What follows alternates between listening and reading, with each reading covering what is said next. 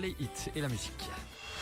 Impact FM, l'inforégion avec Olivier Tomezzoli. Faut-il permettre de tirer le loup si nécessaire? C'est en tout cas la position de député wallon PS d'Amblève, chasseur qui n'exclut pas de descendre quelques loups si besoin. Les chiens, eux, sont heureusement mieux traités chez Osmose, ASBL formant des chiens d'assistance dont plusieurs viennent d'être officiellement remis à leurs bénéficiaires. Et en football, la première provinciale chamboulée suite au forfait de Ferrières avec des conséquences directes pour Malmundaria et Ster Francorchamps. Jeudi 17 octobre, le développement des titres de l'info de l'arrondissement. Présentation Olivier Tomezzoli.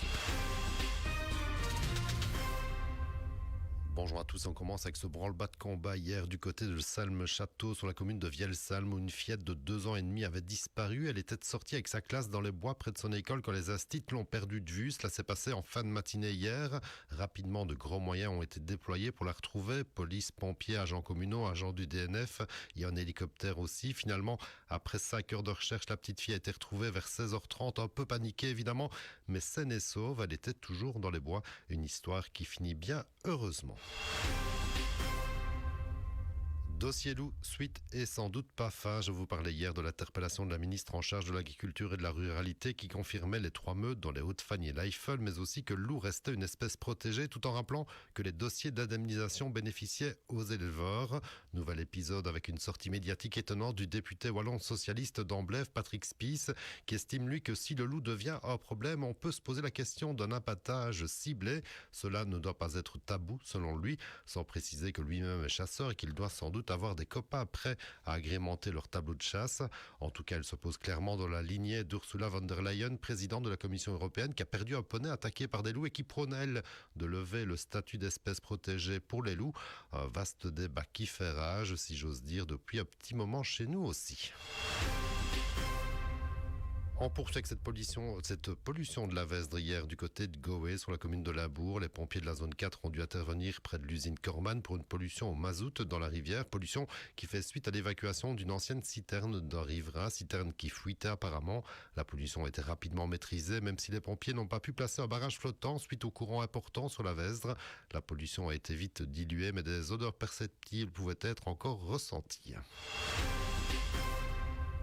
Les chiffres de la dernière grande opération de police sur nos routes avec pour cible la distraction au volant, à savoir utilisation du smartphone et autres distractions. Opération menée la semaine passée par la police fédérale et pas moins de 121 zones de police partout dans le pays. Bilan 3847 PV et perception immédiate, soit près du double que lors de la dernière opération de ce type.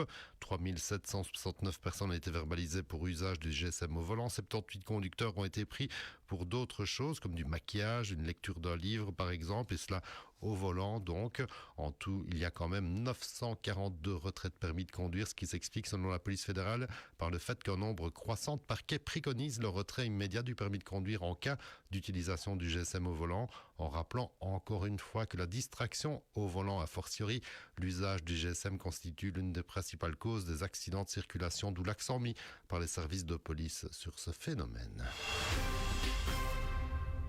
Gros plan à présent sur la remise de diplômes et de capes de super-héros aux chiens d'assistance formés sous la houlette de l'ASBL Osmose qui forment des chiens d'assistance. Il y en a plusieurs dans la région, certains qui sont déjà aussi au service de leurs bénéficiaires. On parle bien ici de chiens d'assistance à l'exception des chiens guides pour aveugles et malvoyants.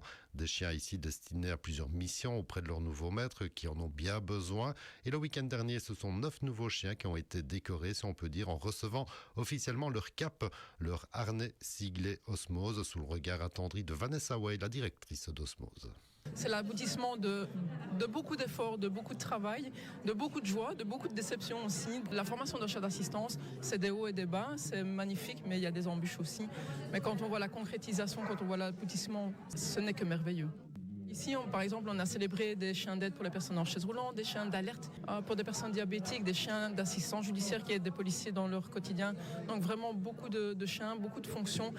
Un grand bonheur pour les personnes, pas que du technique, pas que de la technique, mais le sentimental. Parce qu'on a entendu plusieurs personnes qui osent et qui reprennent goût à la vie, qui reprennent goût à sortir de chez elles. Et ça, je pense que c'est magnifique aussi. En tout cas, on se sent utile. Et j'irais peut-être même au-delà, parce qu'on parle du nombre de chiens certifiés, on parle d'un bénéficiaire, mais en fait c'est toute une famille que le chien aide, parce que si le chien il aide une personne à rendre de l'autonomie, à ouvrir les portes, en fait c'est toute la famille qui est apaisée en fait d'avoir un compagnon à 4 pattes et un super héros qui arrive à la maison. Un petit mot de foot pour terminer avec une situation inédite en première provinciale puisque l'équipe de Ferrières, montante de deuxième provinciale, va déclarer forfait général en cause des joueurs qui ne sont pas payés depuis le début de la saison, qui avaient déjà fait grève rien que ça le week-end dernier. Le club a finalement décidé de jeter l'éponge avec des conséquences sur la série évidemment, dont les points acquis face à Ferrières lors des 10 premières journées de championnat, ce qui permet à Malmundaria et Ster-Francorchamps de se replacer ayant été battus tous deux lors du premier tour, avec donc aussi une rencontre en moins à disputer pour les matchs retour pour nos deux équipes. Autre conséquence de taille aussi, c'est qu'il y a une place de descendant en moins. C'est déjà ça.